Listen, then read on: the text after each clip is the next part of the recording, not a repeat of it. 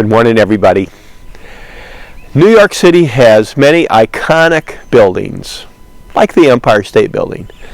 And one of the most famous is the Brooklyn Bridge, which opened on this date, May 24, 1883, after 14 years of construction.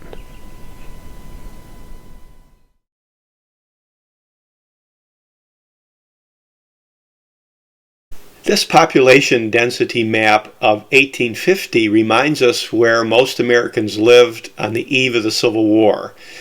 And a big theme in our country's history is the move from the countryside to the cities after the Civil War.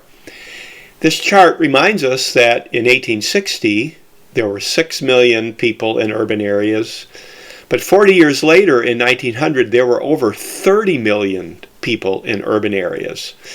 And according to this chart, we can see that around 1900, New York City was the second largest urban area in the world.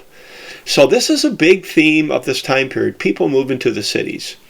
One of the appeals of the cities was the skyscraper, and the first one in our country was this one, the Home Insurance Building in Chicago. 1885, there were new advances with steel and things that made these happen. And another thing that's going on in the cities is how do you move people around? You've got mass transit starting. This is a cool photo because you see the horse-drawn carriage and the trolley and a car. The first subway in the country was in Boston in 1897. Here's a subway car about to go in a tunnel underneath the Boston Common, and New York City's is soon after, other urban areas too. So what about rural America? So in the 1870s, 1880s, most of our people were farmers or lived in rural areas.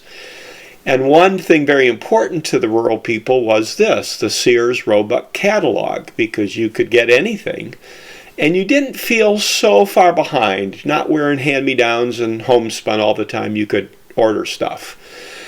But boy, the city had big appeal, and one of the appeals was electricity. Electricity is spreading throughout the country. The urban areas, of course, have it. You can stay up late if you want. And you don't have to go to the outhouse at 4 in the morning in February. You have indoor plumbing. This was a huge thing for rural people when they moved to the cities. Another big attraction was the telephone. And the advent of the telephone, the rivalry between Alexander Graham Bell and Thomas Edison, the growth of AT&T, that's all part of this story, as is the fact that there were many private phone companies, and this photo reminds us of that. All these different lines belong to different companies. AT&T hadn't consolidated yet. But our story has to do with connecting Brooklyn to Manhattan. Now, there had been ferries that went across the East River, but there was more and more talk of a bridge being built, so the Brooklyn Bridge project was started. Here's a picture of the towers. Towers are resting on structures that were built underwater. That was a technology that was still untried, but they figured it out. There was local politics involved, a little bit of corruption maybe. Here's another picture of the bridge being built. But it was the first steel wire suspension bridge in the world and the longest when it was completed in 1883 on our date today, May 24. Another part of the story is the Roebling family. John Roebling designed it but died. His son took it over but got sick, so his wife Emily took over the project, and there's a plaque to her on the bridge which you can see when you walk across the Brooklyn Bridge.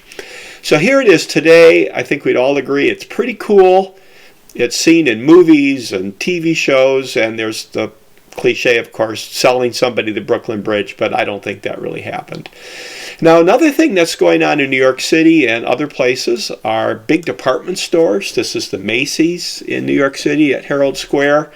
These crop up all over the country, and even Sears moved into brick and mortar stores. So Sears, that started off as a mail order company, even they see the handwriting on the wall and move into the urban areas, brick and mortar stores, kind of a symbol of what happened. So go to New York. Many of you have been there. It's full of all those cool buildings like the Empire State and the Chrysler. But the Brooklyn Bridge, still a great structure.